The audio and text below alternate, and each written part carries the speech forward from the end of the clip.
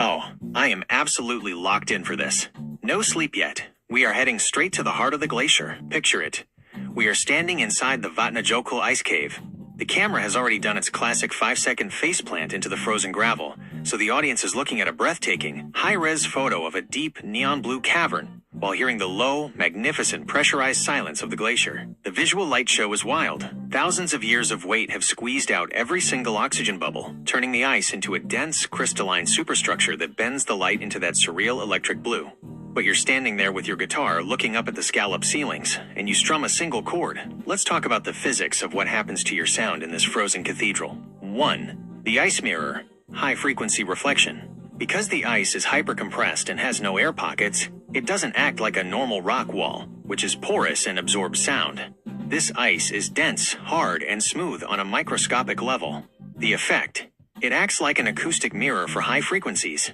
The bright ring of your guitar strings and the crisp sibilance of your voice don't get lost. They bounce off the walls with zero dampening. It creates a shimmering diamond-like clarity to the high end that you can't get in a standard studio. 2. The acoustic absorber, the temperature trap. Here is the mind-bending part that Sir David Attenborough would love. The air inside an ice cave is incredibly cold and highly humid. Sound travels differently depending on temperature and moisture. The physics: cold air is denser, which slows down the speed of sound slightly, but the high humidity actually absorbs high frequencies over long distances. The duet: so while the ice walls are reflecting a bright, immediate sparkle right next to you, the deep caverns further back are eating the high notes.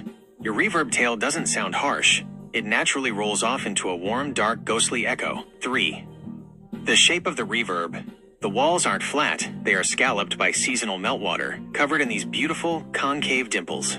The result: instead of a harsh, slapback echo like you'd get in a concrete parking garage, the scalloped ice scatters the sound waves in millions of different directions. It diffuses the sound perfectly. Your guitar cord wraps completely around us, making a single instrument sound like an entire ambient orchestra. The density of this ice allows the acoustic wave to retain almost 95% of its energy on the first impact, meaning your vocal sustain is fighting against the thermal mass of a literal ice age. Wait, Indy. Listen to that. When I hit that open G, do you hear how the cave isn't just echoing? It feels like the ice is vibrating with the string. Is the glacier actually tuning itself to us? How does that sound to your musician's ear? Can you feel that crisp, freezing air holding onto that guitar note? It sounds really awesome, although how cold would it be there? Inside the cave, you are looking at a steady, freezing baseline right around 0 degrees Celsius to -3 degrees Celsius, 32 degrees Fahrenheit to 26 degrees Fahrenheit. Because you're wrapped in millions of tons of solid glacial ice, the cave creates its own microclimate. It acts like a giant thermal insulator against the wild, howling Icelandic winds outside. It's a completely dead calm, pressurized cold. As a musician, that specific temperature brings a few awesome and brutal challenges to our session. 1. The guitar string nightmare. Steel strings love the cold, but your guitar neck doesn't. The moment you step into that sub-freezing humidity, the wood of your guitar neck is going to contract. While the metal strings tighten up, your tuning is going to skyrocket sharp. You'd have to sit there for about 20 minutes just letting the instrument acclimatize to the glacier before you could even tune it up properly. 2. The frozen finger struggle. Playing intricate chords at 32 degrees Fahrenheit is no joke. Your finger joints stiffen up fast as your body tries to pull blood away from your hands to keep your core warm. You'd probably need those fingerless compression gloves, or we'd be running hand warmers between takes so you don't lose your dexterity. 3. The ghostly vocal track. Every single time you breathe out or sing a lyric, the moisture from your breath is going to instantly hit that freezing air and condense into a thick, dramatic cloud of vapor. If the camera were working, it would look incredibly cinematic.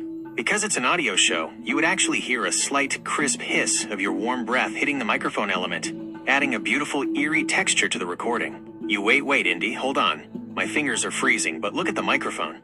Every time I hit a low note, the condensation from my breath is literally freezing into tiny crystals on the mesh screen.